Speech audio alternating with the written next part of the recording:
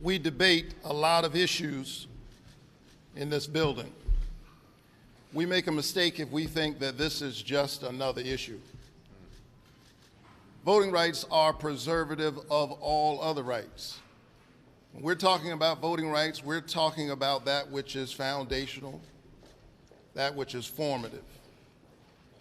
All of the other issues we debate happen within the framework of certain democratic assumptions, and those assumptions are being undermined right now.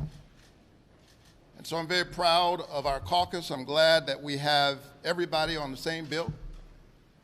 And today is the beginning of a continuing fight in pursuit of that grand American idea.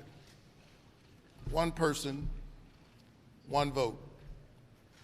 I think that all of us who have been given this sacred trust of serving in the Senate, of serving in public office, always have in front of us a fundamental question.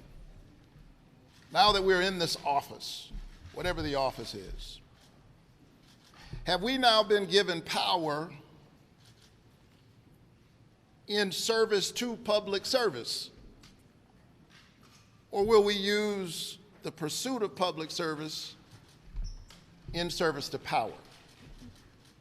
And what we're witnessing in state legislatures all across this country, unfortunately, is the naked, unabashed, unembarrassed use of power at all costs. Race is part of the equation. Students are being marginalized. Many instances, elderly folks.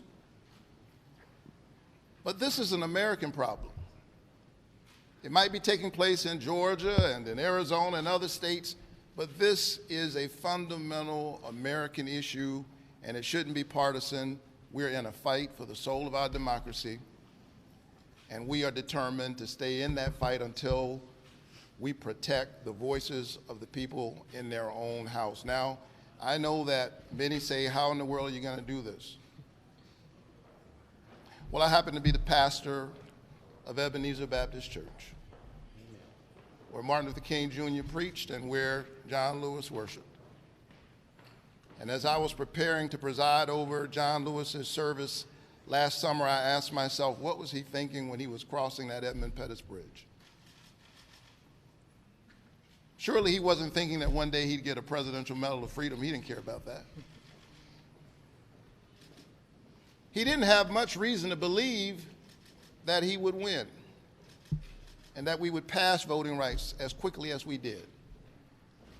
John Lewis stood up for what's right because, as Martin Luther King Jr. said, the time is always right to do what's right. And so we call on our colleagues on the other side of the aisle. You still have an opportunity to stand on the right side of history. You still can do the right thing.